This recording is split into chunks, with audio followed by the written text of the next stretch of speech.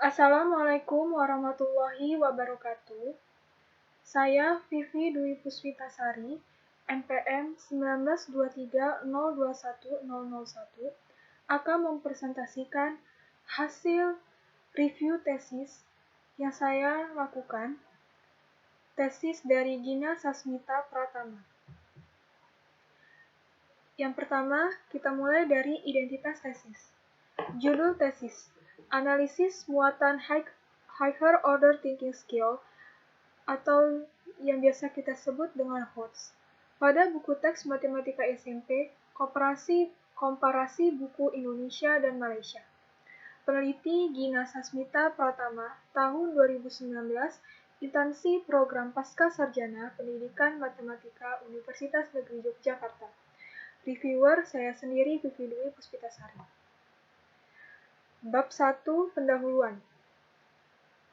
Pada di bab 1, terdapat A. Latar belakang masalah, B. Fokus penelitian, C. Rumusan masalah, D. Tujuan penelitian, E. Manfaat penelitian. A. Latar belakang masalah, pentingnya HOTS dalam buku teks matematika. Merupakan salah satu keterampilan berpikir tingkat tinggi yang akan membekali siswa untuk memiliki kemampuan berpikir kritis, logis, sistematis, analitis, kreatif, serta memiliki kemampuan bekerja sama. Hasil PISA dan hasil TIMSS. Hasil PISA dan hasil TIMSS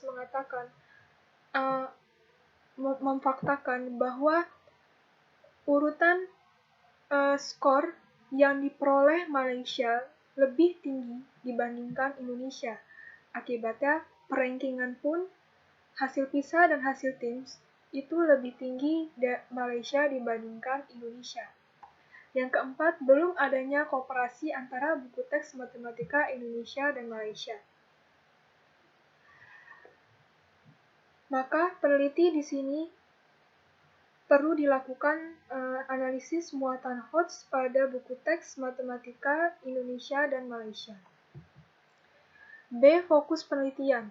Berdasarkan latar belakang, fokus penelitian yang akan diteliti oleh peneliti ini berfokus pada analisis buku teks matematika Indonesia kelas 8 dan buku teks matematika Malaysia tingkat 2 di sekolah menengah.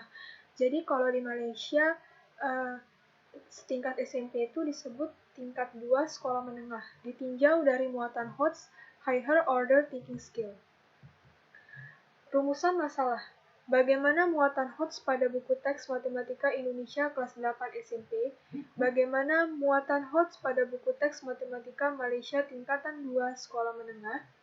Ketiga, bagaimana perbandingan muatan HOTS pada buku teks matematika Indonesia kelas 8 SMP dan Malaysia tingkat 2 di sekolah menengah? Ini merupakan rumusan masalah. D. Tujuan penelitian. Adanya rumusan masalah, maka adanya juga tujuan penelitian. Tujuan penelitian yang pertama, mendeskripsikan muatan HOTS pada buku teks matematika Indonesia kelas 8 SMP.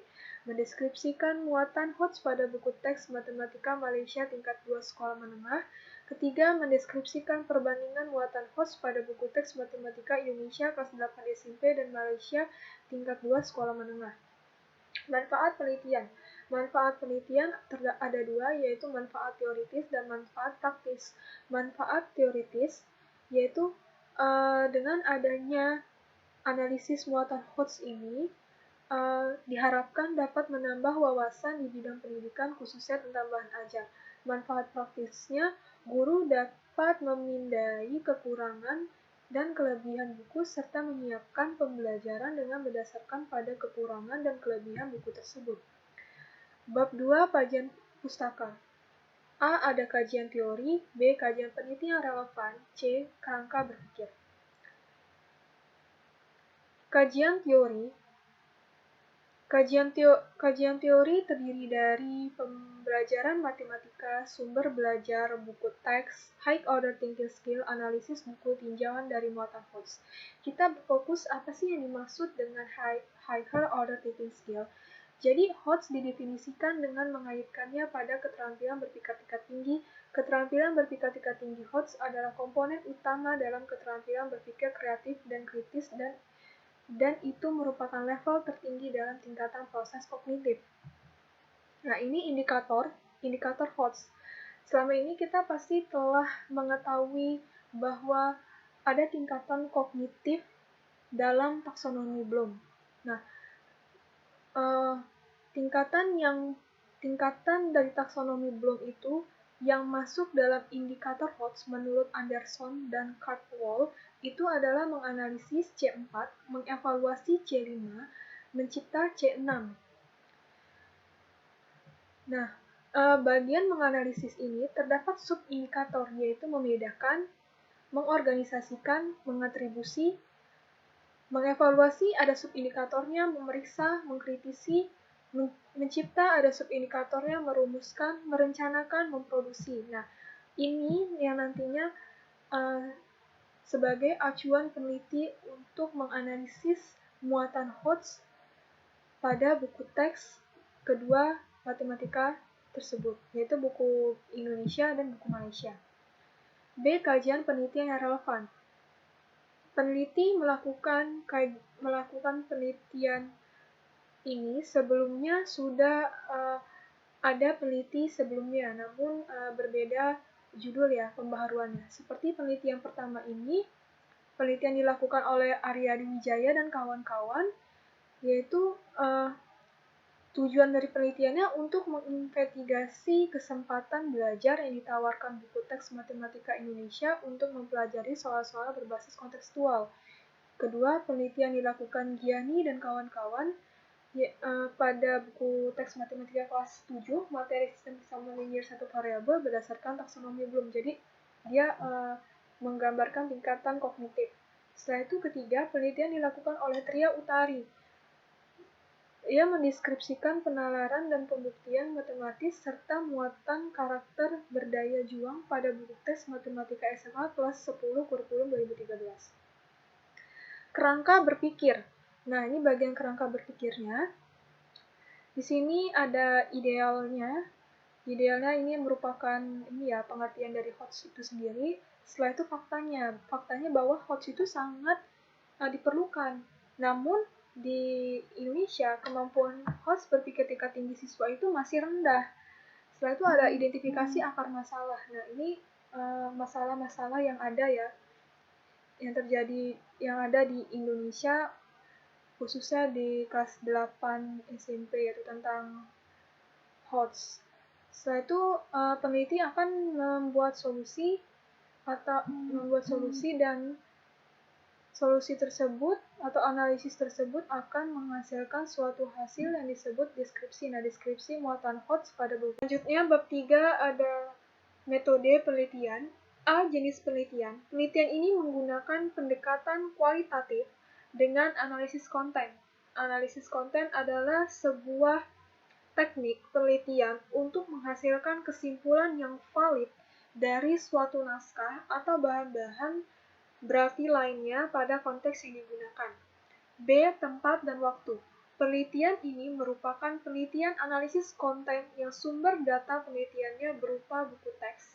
Penelitian ini dalam pengkajiannya tidak dibatasi oleh lokasi atau tempat tertentu. C. Sumber data. Teks matematika SMP kelas 8 kurikulum 2013 edisi revisi 2017 yang diterbitkan oleh Pusat Kurikulum dan Perbukuan Balitbang Kementerian Pendidikan dan Kebudayaan Republik Indonesia serta buku teks matematik tingkat 2 yang diterbitkan oleh Kementerian Pendidikan Malaysia. Jadi, peneliti mendapatkan sumber data buku dari tempat yang jelas dan terpercaya ya asalnya, yaitu dari dua Kementerian Republik Indonesia dan Kementerian Pendidikan Malaysia. Jadi nanti ketika peneliti menganalisis buku-buku tersebut, maka kita sebagai pembaca pun juga dapat mempercayainya hasil dari sebuah analisis yang dilakukan oleh peneliti, karena sumber datanya sangat jelas, asal sumber datanya yang didapat dari peneliti. D. Teknik dan instrumen pengumpulan data. Teknik pengumpulan data dalam penelitian ini adalah pembacaan dan pencatatan yang cermat terhadap buku-buku teks matematika. Nah, instrumen yang digunakan dalam penelitian ini yaitu framework, kerangka analisis, dan human instrumen, yaitu peneliti sendiri. Nah, di sini peneliti dalam teknik dan instrumen pengumpulan data ini sangat diperlukan pengetahuan, ketelitian, dan ketelitisan peneliti saat mencari serta menggali data-data yang sesuai dengan permasalahan penelitian dan kerangka analisis. Jadi, peneliti ini harus sangat-sangat teliti sekali dalam menganalisis kedua buku tersebut. Selanjutnya ada keabsahan dokumen. Ada yang namanya validitas. Pada penelitian ini, keabsahan dokumennya pertama dilakukan sebuah validitas yang digunakan dalam penelitian ini adalah validitas semantik. Jadi validitas semantik ini adalah hasil pengecekan oleh beberapa dosen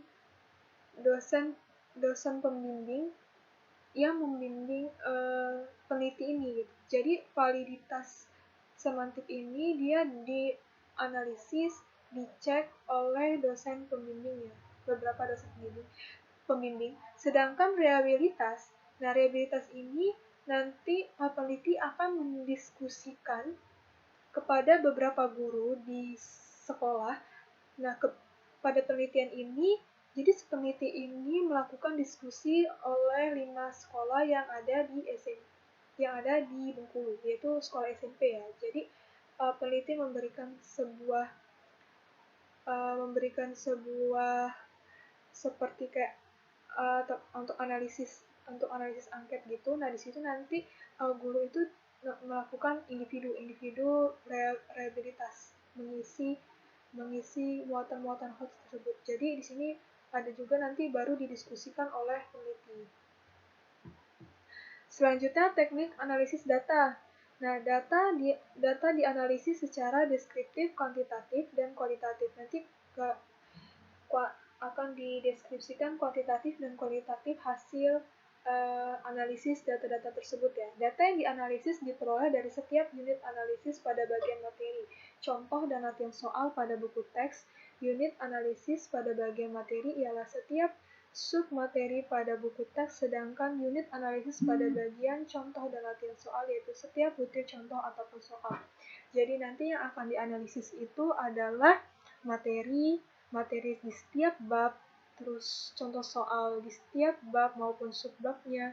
Setelah itu ada analisis pada soal ataupun sebaran latihan soal hoax yang ada di buku tersebut itu jadi dianalisis. Selanjutnya kita masuk ke bab 4, yaitu hasil penelitian pembahasan, deskripsi dan analisis data, B. Pembahasan. Nah, jadi kita sama-sama tahu bahwa yang dianalisis peneliti ini adalah 2 buku teks matematika dari Indonesia dan dari Malaysia, yaitu buku kelas 8. Namun di kedua buku ini dia mempunyai perbedaan dalam hal jumlah bab. Buku matematika di Indonesia yaitu kurikulum 2013 edisi 2017 yaitu terdiri dari 10 bab. Sedangkan buku teks matematika tingkat 2 Malaysia terdiri dari 13 bab. Nah, karena adanya perbedaan jumlah bab, maka peneliti membuat sebuah keputusan bahwa yang akan diteliti itu adalah yang babnya sama saja dan memiliki subbab materi yang sama. Jadi di sini slide selanjutnya pada tabel 6 ini kita lihat bahwa yang tadinya Indonesia itu ada 10 bab sekarang menjadi 5 bab, Malaysia yang ada 13 bab menjadi 5 bab juga. Nah, ini adalah kedua materi dari Indonesia dan Malaysia, dia itu sama dari materi dan subbabnya, maka inilah yang akan maka bab-bab inilah yang akan dianalisis. Nah, dianalisis muatan-muatan hoaxnya, baik itu materinya, baik itu contoh soalnya, baik itu sebaran soal hoaxnya. Setelah itu dikelompokkan di setiap bab itu materi-materi, contoh soal dan soal-soal tersebut masuk ke dalam indikator, subindikator yang mana. Makanya di sini terdapat tabel ada C4, C41, C42, C43, C45, C5, C51, C52, C6, C61, C62, C63. Nah, ini muatan tabel 7 ini dia muatan HOTS pada bagian materi di buku Indonesia, tabel 8 bagian contoh di buku Indonesia, tabel 9 sebaran soal HOTS pada setiap bab di buku Indonesia. Selanjutnya, setelah melakukan sebuah analisis di setiap bab, baik itu materinya, contoh soalnya, dan sebaran soal HOTS, latihan-latihan soal HOTS, ada dilakukanlah sebuah persentase oleh peneliti ini. Yang pertama, A. Muatan HOTS pada bagian materi. Muatan HOTS di buku teks Matematika Indonesia kelas 8 pada bagian materi ialah 68%, dengan indikator HOTS yang muncul ialah menganalisis C4 76%, mengevaluasi C5 10%, dan mencipta C6 14%. B. Muatan HOTS pada bagian contoh soal. Muatan HOTS di buku teks Matematika Indonesia kelas 8 pada bagian contoh ialah 38%, dengan indikator HOTS yang muncul ialah menganalisis C4 93%, mengevaluasi C5 7%, dan mencipta C6 0%. C. Muatan HOTS pada bagian soal. Ini masih pada bagian buku matematika kelas 8 Indonesia ya. Ini muatan HOTS di buku teks Matematika Indonesia kelas 8 pada bagian latihan soal ialah 16%, dan dengan indikator HOTS yang muncul ialah menganalisis C4 44%, mengevaluasi C5 39%, dan mencipta C6. Selanjutnya ada juga muatan HOTS di buku teks Matematika tingkat 2 Malaysia. Sama seperti pada buku Indonesia, jadi setiap materi pada bab, setiap contoh soal pada bab, serta latihan soal, sebaran soal HOTS pada bab itu dianalisis serta dikelompokkan indikator subindikator HOTS-nya. Nah, ini tabel 10. Muatan HOTS secara keseluruhan pada bagian materi di buku teks Malaysia. Tabel 2, sebaran contoh HOTS pada setiap bab di buku Malaysia. Tabel 12, sebaran soal HOTS berdasarkan subindikator pada setiap bab di buku teks Malaysia. Selanjutnya, setelah dikelompokkan dan dianalisis, maka dibuatlah persentase secara keseluruhan. A. Muatan HOTS pada bagian materi. Muatan materi HOTS di buku teks Matematika Malaysia tingkat 2 pada bagian materi ialah 49%, dengan indikator HOTS yang muncul ialah menganalisis C4 95%, mengevaluasi C5 0%, dan mencipta C6 5%. B. Muatan HOTS pada bagian contoh soal. Muatan HOTS di buku teks Matematika Malaysia tingkatan 2 pada bagian contoh ialah 15%, dengan indikator HOTS yang muncul ialah menganalisis C4 67%, mengevaluasi C5 33%, dan mencipta C6 0%. Muatan HOTS pada bagian soal tingkatan 2 pada bagian latihan soal ialah 13%, dan indikator HOTS yang muncul ialah menganalisis C4 47%, mengevaluasi C5 47%, dan mencipta C6 6%. Selanjutnya pembahasan. Dari analisis data yang dilakukan, maka peneliti membuat suatu pembahasan yang ternyata di suatu pembahasan itu ada persamaan dan juga ada perbedaan. Yang pertama, ini yang sebelah kiri dari saya, nomor 1, pada buku teks Matematika Indonesia, materi disajikan dengan pendekatan saintifik. Kedua, pada buku teks Matematika Indonesia, contoh soal tidak disajikan sesuai tahapan-tahapan pemecahan masalah. Ketiga, pada buku teks Matematika Indonesia, jenis soal HOTS yang paling banyak digunakan yaitu indikator C4, berarti kemampuan menganalisis ya. Pada Malaysia, pada buku teks Matematika Malaysia, materi disajikan bersifat eksploratif dan terintegrasi dengan teknologi IT. Jadi, selain buku yang mereka gunakan itu dapat pemikiran siswa, ternyata siswa juga difasilitasi oleh integrasi teknologi. Nah, jadi kalau kita lihat di buku Malaysia, di makalah saya ada gambarnya bahwa kalau di buku Malaysia itu dia ada seperti barcode untuk siswa dapat mengakses